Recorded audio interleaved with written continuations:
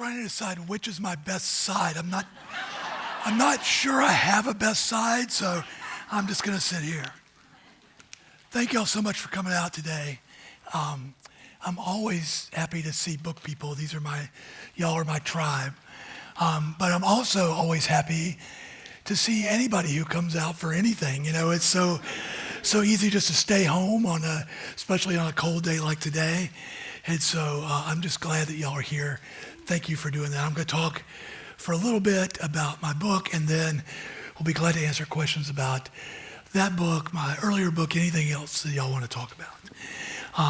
I did a conference a couple of weeks ago where the moderator said, okay, if you want to tell stories about your dog, save that for after the event, but I will be glad to listen at some point to any story you want to tell me about your dog. So here's how all this started. A few years ago, it's probably been 8 or 10 years ago at this point, I was watching TV one night, probably folding laundry or doing some little menial chore, kind of half watching the TV, and there was a dog show on. And I'd seen a couple before, I'd kind of enjoyed it. I'd seen the movie Best in Show, as many of y'all probably have. And so I, had seen how that was portrayed there. And I wasn't really paying that much attention to it. But then this question popped into my head. Are those dogs happy? And it's an interesting question.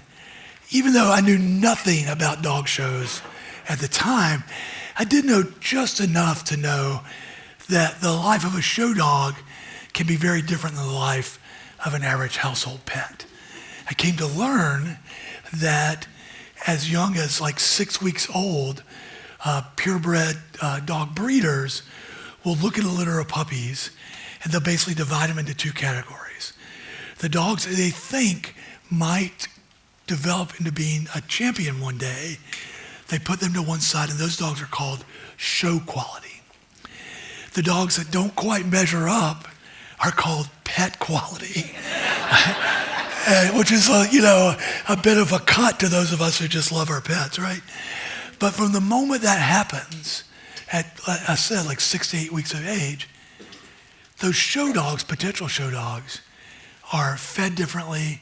They're housed differently a lot of times. They're trained differently. They start to travel. And their lives from that moment on can be very, very different much of the time from a normal household pet. So as I'm sitting there folding my laundry, that was one of those things kind of interesting to me. Started, stewing around in the back of my head. And then I had another thought.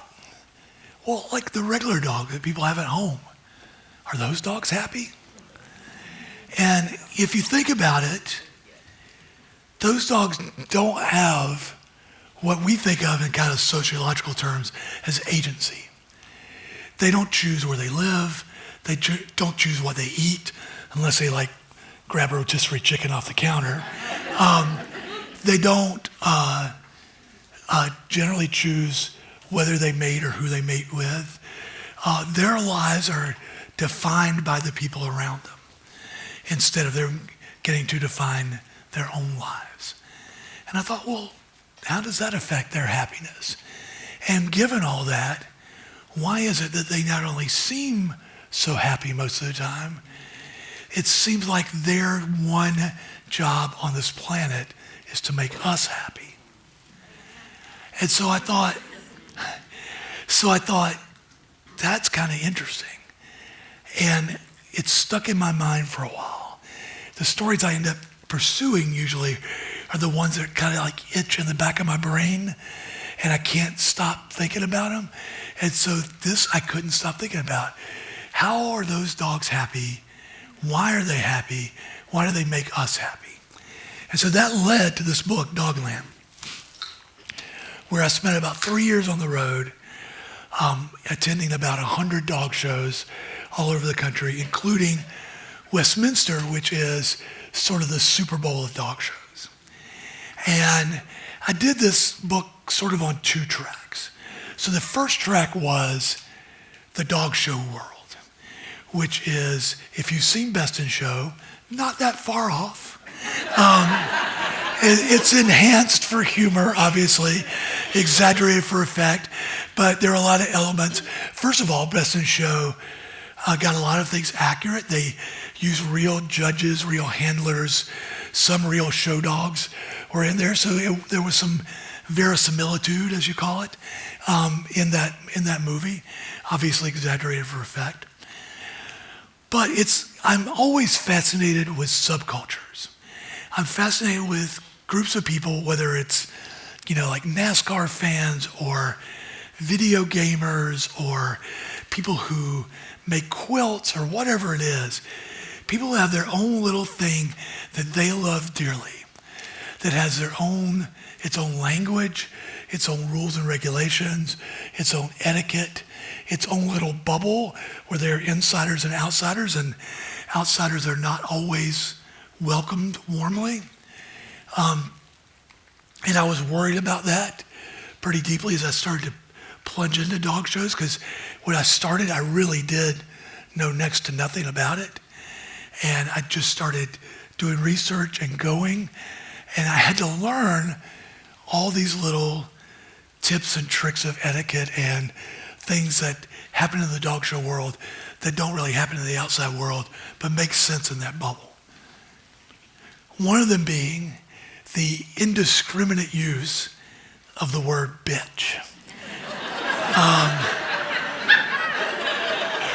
There's a whole, I decided early on I was gonna have to write like a 3-page thing in the front of the book saying, look, I'm gonna use bitch a lot in this book, and you just get to deal with it. Because like the first dog show I went to, which was at the Westminster back in 2020, just pre-COVID, I walk in the door, and within like 10 seconds, I heard somebody like, would all the golden retriever bitches please report to ring? I'm like, what? What the hell? And so I had to learn pretty fast that in the world of dog shows, a bitch is just a female dog. Nobody thinks twice about it. People use it all the time. Nobody raises an eyebrow at it. And so that's one of the many, many, many, many things I had to get used to. I also had to get used to how dog shows work, which for months for me was sort of baffling. You see all these dogs like shuttled in and out of the ring over and over again, and there's no like PA announcer who's telling you what's going on. Everybody around the ring who's familiar with it knows exactly what's happening, but to an outsider, it looks like total chaos. And I had to like get a couple of people to kind of basically explain to me like I was a 4-year-old, like what is happening right now? Because you start out in these shows with all members of one breed judged against one another. So you'll see, for example, like 40 Airedales that to me at first looked exactly alike, all running through the ring. And at the end, they pick one Airedale as like the best in breed. And everybody goes, well, of course that was the one. And I'm like, well, I had no idea that was the one. How did you know that was the one? And so I had to kind of figure all that stuff out. So there was a very steep learning curve. But I realized early on that what I wanted to do as sort of a narrative device in the book was follow one dog and its handler through the Westminster Dog Show, which goes on 3 rounds. There's a breed round. If you win best in breed, you are judged against other dogs in your group. There are dogs that are grouped together sort of by type, but not always. Usually 25 to 35 dogs in that group. There's 7 groups, and the 7 group winners make it to the best in show round, which is probably what y'all have seen on TV more often than not. So I was looking for a dog that I thought would be a contender. You know, you can't know in advance which dog's gonna win, but I'm looking for a dog that I thought would have a good shot at making at least that final round. And more importantly, I was looking for a handler who kind of got what I was going to do and was willing to let me follow him or her through the process. What I do a lot of when I go into these subcultures, I think of my job a lot of times as like a translator. So I'm going to learn this new language. I'm going to find people to teach me this new language, and then I'm going to write something that sort of explains it to everybody else. So I needed a translator for me so I could be the translator for a bigger audience. So handler and dog were both really important. As I started going to dog shows and I started doing research on all this, there were 6 or 8 dogs that sort of stood out to me as dogs that had a really good chance to make it to the final round, handlers who were interesting to me in one way or another. Through a series of interviews over the course of 4 or 5 months, I sort of narrowed it down to one. The dog I narrowed it down to was a dog named Striker. Striker is a Samoyed, or amongst people in the fancy, which is what they call the dog show world, a Samoyed, because that's closer to the original Russian. A Samoyed is sort of a cousin of the Siberian Husky. It looks like a Husky except it's pure white, except for nose, eyes, paws. Looks like a walking snowbank. Gorgeous dog. And even among the gorgeous Samoyeds out there, Striker was spectacular. He had this pure white fur, has this pure white fur that's sort of at the edges kind of turns silver. And so he sort of glows in the light. It's kind of astonishing. You fall in love with this dog instantly, even when you see him amongst others like him. And as I watched Striker go around the ring with other dogs and in between shows when he's just sort of hanging out, I came to believe that his signature quality was this sort of Zen-like stillness. That even in the chaos of a dog show, there's a lot of chaos at a dog show, especially behind the scenes when 2,000 dogs are all being groomed and taken out to pee and fed and all this stuff all at the same time. It can be very chaotic. And Striker just had this sort of like monk-like quality about him. It reminded me of a story I read years ago about Al McGuire, who was a famous basketball coach. And Al McGuire said that he didn't like to have players who were too smart. Because if you were too smart and you're playing in like front of 15,000 people, you're aware of what's going on around you all the time. And he wanted players who were more able to focus just on the moment in front of them. I'm not saying Striker was dumb. But I will say, I think he would have made a hell of a point guard. You know? And so Striker had this just sort of quality that I came to realize was pretty rare in show dogs, in that he stood out easily, even among others who looked very much like him. And I got very lucky with Striker because his handler was fantastic. This woman named Laura King, who's a top pro handler. She's coveted. People hire her for thousands of dollars just to show their dogs for like a weekend, much less a campaign, which is what they call when you take a show dog and you try to make it a champion of somewhere like Westminster. Laura and her partner have a kennel out in Illinois, but where they really live is in their RV, where they travel week to week all over the country, showing dogs 48, 50 weeks out of the year sometimes. Their old RV, I think they have a new one now, but when I was talking to them, their RV was called Betty White. First, because it was white, and second, because you probably know Betty White was a huge animal advocate during her life, especially dogs. Gave millions of dollars to animal causes. And so, but Laura is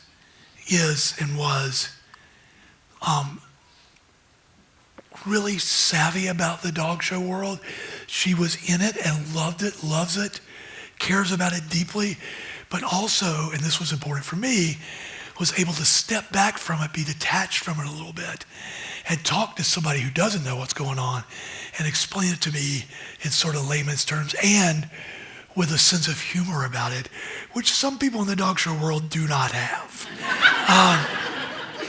And so they were a perfect pair for me to sort of follow around the country as I went from New York to Florida to Michigan and kind of everywhere in between. So that's one half of the book, or one part of the book, is following Stryker and Laura, who through the Westminster Dog Show, where they do advance, I'll give you that much, but you'll have to read the rest to find out. And then the other part of the book is sort of about this connection that people and dogs have had for, scientists believe, as long as 30,000 years. There's nobody back then wrote the story of how dogs first came to be on a cave wall or anything, so we really don't know. The best theories go something like this, that nomads in the days of early mankind, they'd go from place to place, they hunted every day, they would kill something, that night they would build a big fire and they would cook what they had killed. And along the way, these packs of gray wolves would follow them because they realized, hey, there's meat on the fire every night and maybe we can get in on this somehow. And the people, as they cooked and finished their meals, they might throw the bones out into the darkness somewhere and the wolves would gnaw on the bones. And somehow, and I'm condensing time greatly here, somehow over years and years and years and decades, and maybe hundreds of years, those wolves crept a little closer to the fire. And to the point where one night, somewhere unknown, maybe a wolf sat down next to somebody sitting on a rock, and that early human reached down and scratched its neck. And that, in some ways, was the first dog. Every dog that has ever existed, from the biggest mastiff to the tiniest teacup chihuahua, and every breed and mixed breed and crossbreed in between, are all descended from gray wolves. And they're descended from gray wolves, and the reason there's so much variety in dogs is because over this period of thousands and thousands of years, we have made dogs into tools to do what we needed them to do at any given time. We bred them to pull sleds. We bred them to help us hunt game, to retrieve, ducks and geese and wild animals. We bred them to protect us as we slowly ended our nomadic lifestyle and settled down. Dogs are, as far as science knows, the first animal that humans ever domesticated. But in a very real sense, they also domesticated us. And so a big part of what this book is about is how did that happen, why did it happen, and what do both sides get out of it? This is actually a field that is fairly recent in terms of academic rigorous study. People who studied animals at all, they studied apes for the longest time because they are closer to us genetically. And they studied rats and mice because, frankly, they're kind of disposable. But nobody, up until the last 30 to 50 years or so, nobody had really studied dogs and cats and other kind of domestic animals, and nobody had studied the interaction. There's now a field of science called anthrozoology that studies human-animal interaction. And so we are still, in many ways, just learning how dogs and people interact with one another. But a lot of what we've learned has amplified, justified, codified what we kind of know intuitively, which is that dogs understand us better than any other creature. In fact, dogs often understand us better than other people understand us, and often better than we understand ourselves. You've all heard, if not experienced, this moment where a dog starts sniffing around you a little more than usual, maybe cuddles up a little bit more than usual. They seem like concerned, and like 2 days later, you realize you have the flu, right? Dogs can sense often when we're sick before we can. Dogs sense when there is tension in a family before that tension often comes out in one way or another.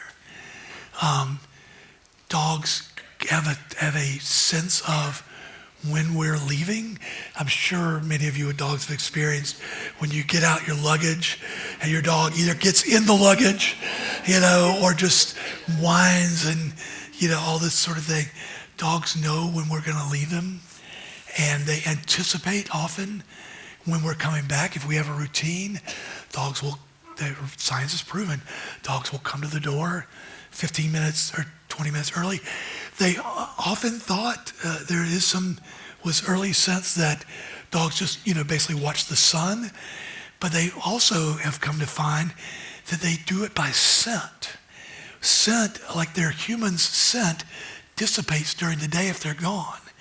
And at some point, if it gets to a low enough level, the dogs know that they're about to come back.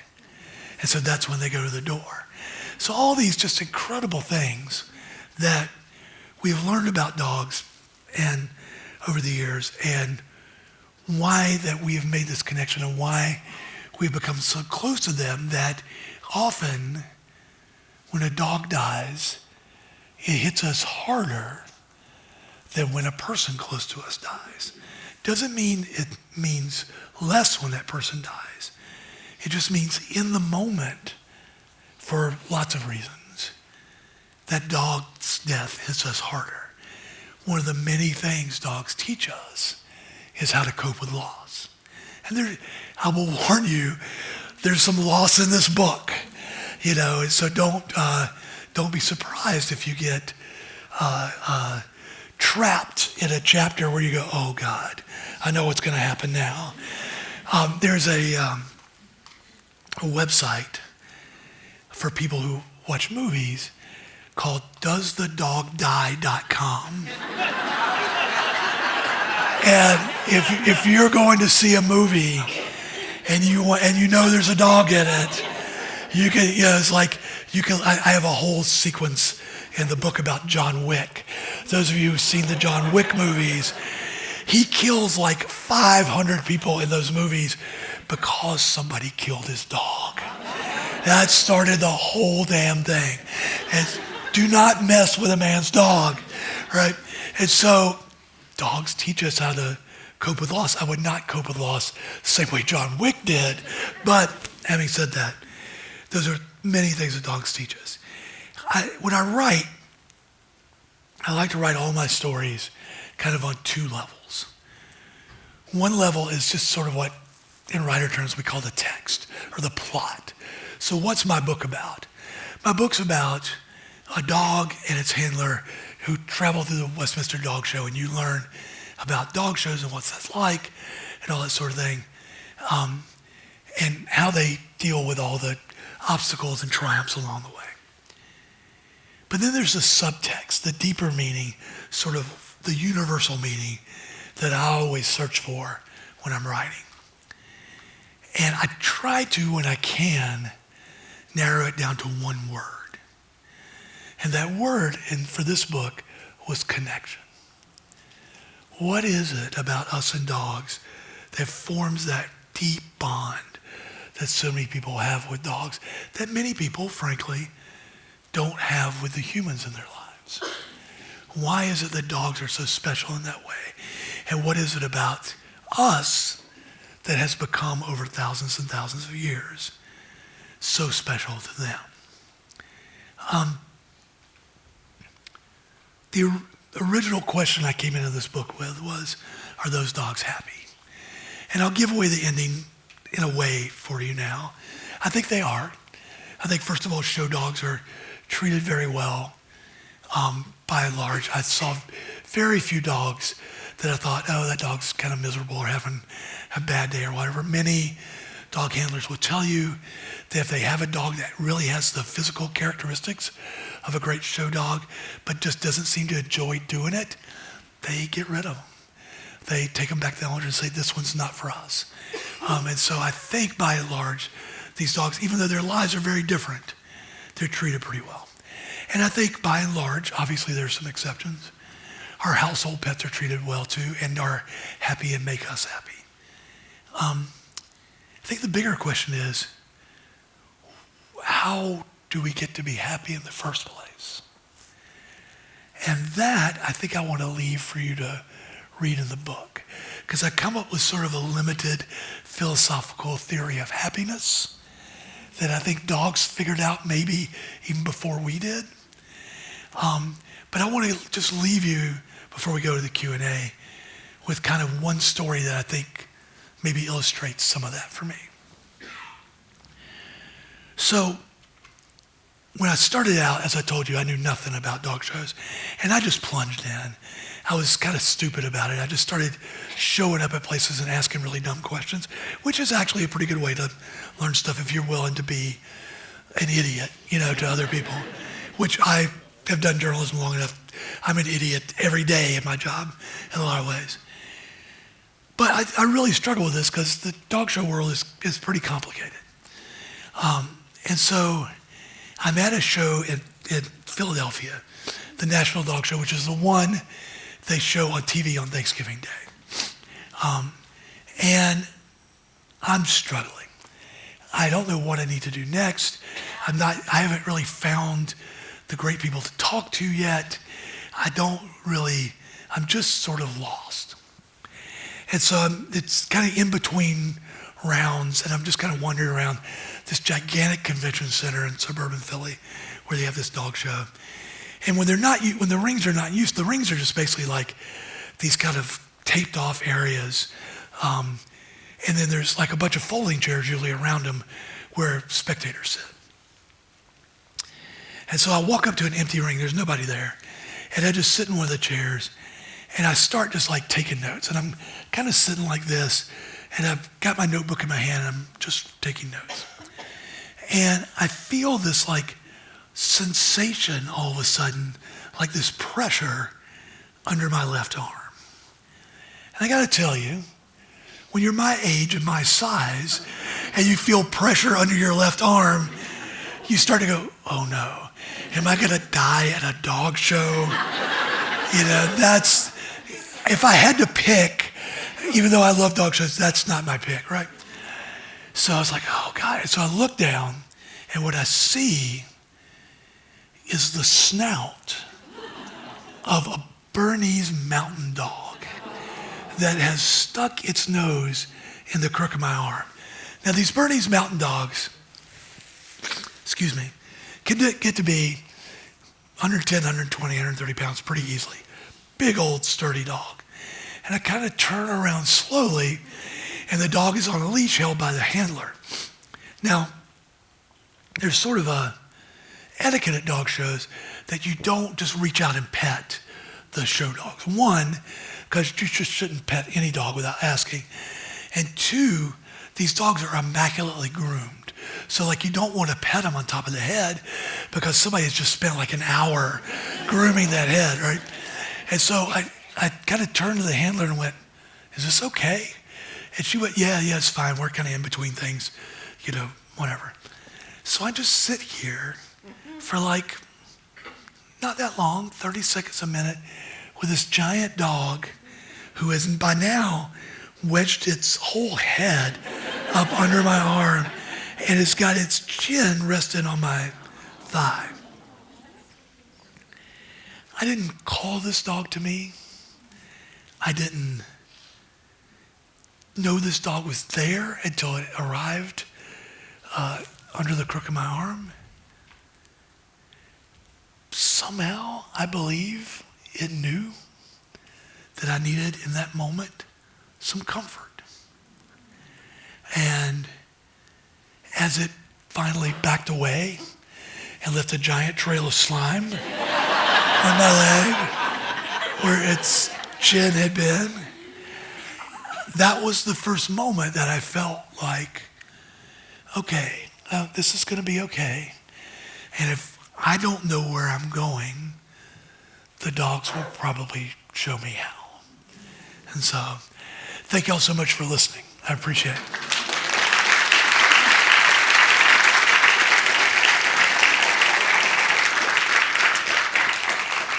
I will answer questions until somebody runs me out. I can now I can see people. Great. So if anybody has a question, raise your hand. Should I point people out, or do you want to do it how you want this to go? I'll point people out, and don't worry, if you can't hear the question, I'll repeat it. You right in the middle there. Okay, I enjoyed your book very much. Thank you. And then I watched the 2025 Westminster Dog Show. And my question is, why do dogs not bark? All the dogs I know bark. She asked an excellent question. So she watched this year's dog show, and her question was, why do the dogs not bark?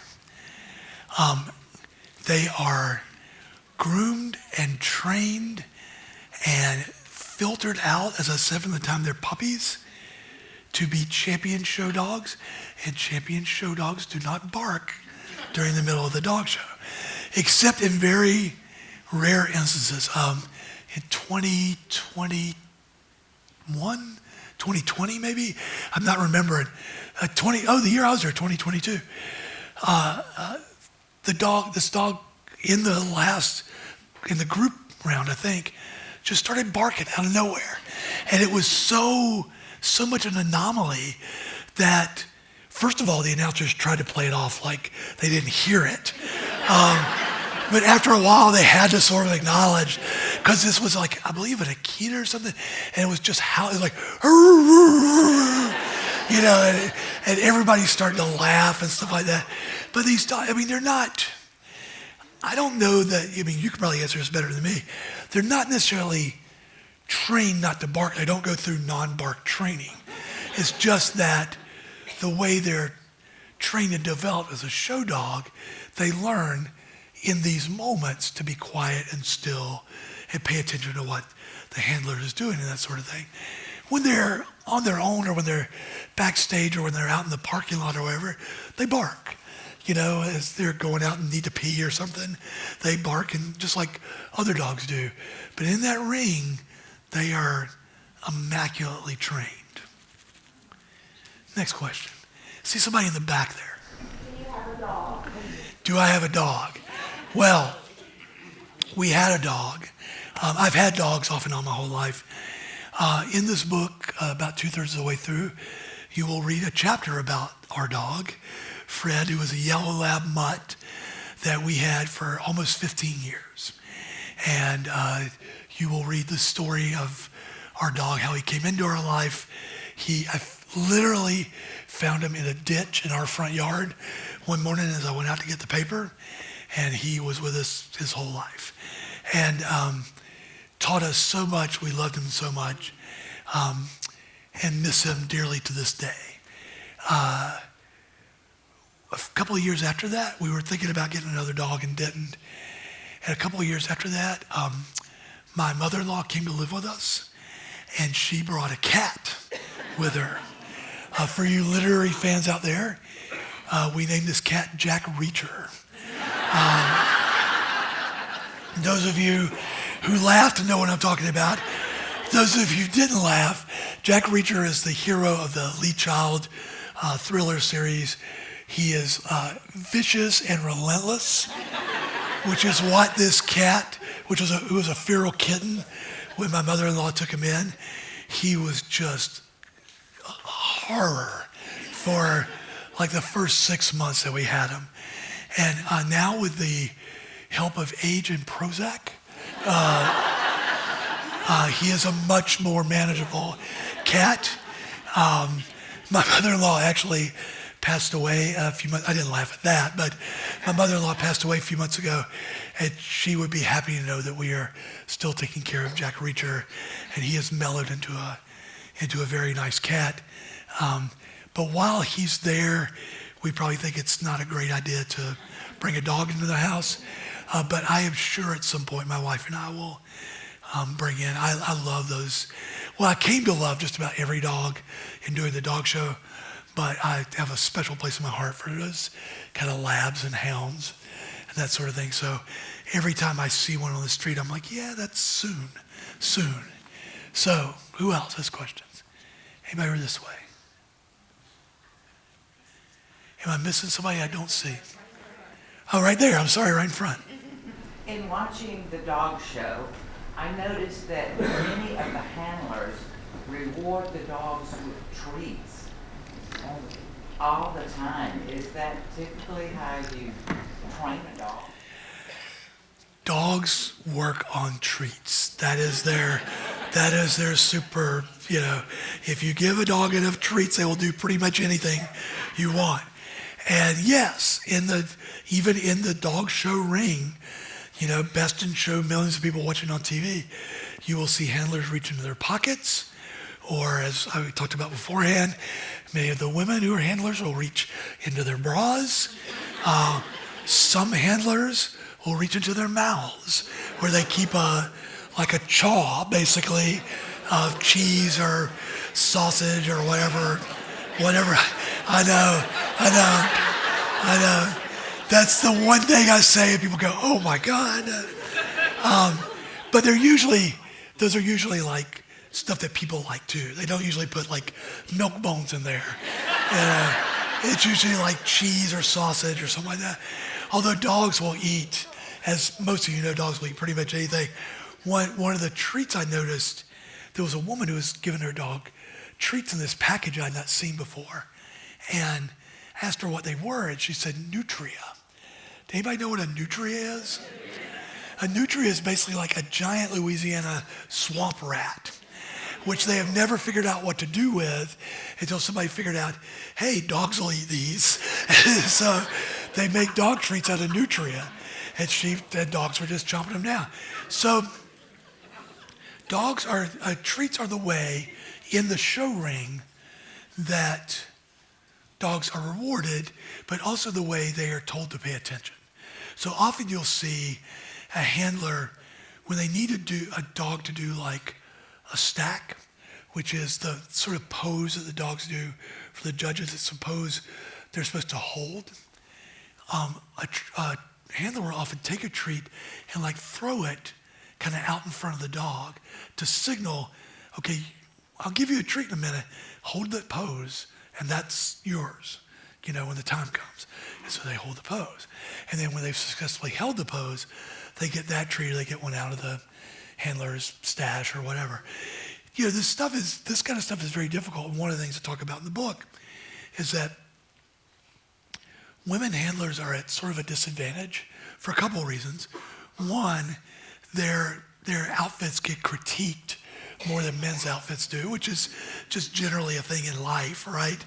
But there's different theories. Some people dress very dowdily, I would say, because they want all the attention to be on the dog. Some people dress very glittery because they just want attention. No matter if they get it or the dog gets it, they want the judges to remember them. But women pay the price, as they do in life, more for their choices of clothes than men do. But one of the practical matters in all this is that, as women know, many of their dresses, skirt sets, that sort of thing, they don't have pockets. And so the one who introduced me was just telling me that sometimes she gets pockets sewn into her outfits so that you have like an extra place to stash treats and all that sort of thing. But to get to your original question, yes, these dogs get treats in the ring, out of the ring, as they're being trained, just like dogs at home. Some dogs learn pretty quick. If you give me, I'll wait to do whatever you want me to until the treats come out. And so these dogs are no different in that regard. Who else? If I'm not seeing anybody, just holler out. I have a question. Yes, ma'am. That in addition to the dog shows, you talk about connection. And do you address support animals, support dogs in that connection in any way in your book? Yes, so her question was, do I address support animals, support dogs, that sort of thing? Well, first, the way I put it is that basically all dogs are therapy dogs now. They're not, may not officially be that way, but they sort of all are. And it's sort of astonishing if you think about it, how dogs have evolved. As I said before, they used to be evolved as like power tools. You know, we'd have them go pull sleds for long distances or, you know, protect a castle or that sort of thing. And there's still some dogs who do those jobs. But most dogs now are meant to be companions. And they're meant to travel with us and to be our, you know, whatever we need at the moment. If we need a BFF, if we need something to be warm with us at night, if we need somebody to play with, all those sorts of things. That's part of the reason I think that the French Bulldog is now the most popular dog in America. Yeah, it is. Yeah, it is. I said that. I said that just for AJ because I knew he and Ike were up there. For the last 3 years, Labradors were, for like 30 years, the most popular dog but in terms of registrations. And now Frenchies are. Part of the reason for that is that they're so portable, as AJ chose. If in a more mobile society, if you're moving from place to place, maybe living in small apartments, all that sort of thing, Frenchies are perfect. They're adaptable to all those sort of things. The other reason, you can cover Ike's ears on this if you choose, they don't do a whole lot. Yeah. So you don't have to run a Frenchie 5 miles a day to make them happy. You know, they were bred literally to sit in the laps of women who made lace in France in the 19th century. They were bred to be the lace makers' apprentices, so to speak. So I know we're getting close to time. My point about all this was, it's astonishing if you think about it, how dogs have adapted over time.